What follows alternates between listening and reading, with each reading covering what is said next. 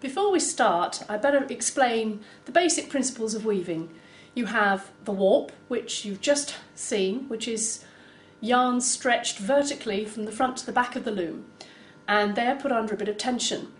And then you have the weft, so if we call this the warp, and then you have the weft, which interweaves between in different patterns to create the different patterned effects that you can get with weaving. So we have those two basic intrinsic elements to weaving. And when you're setting up your warp, you want to introduce it so that the threads stay in order. You saw just now that all the threads were beautifully in order. And we need to do that by making a cross when we go to the warping board, which I'll show you in a minute. Basically, the cross ends up with your warp threads being like that. So one thread goes on top of another thread, goes on top of another, but they're all separated out in a sort of cross formation so that it's easy to find them later. So now what we're going to do is I'm going to show you the yarns and then take you to the warping board.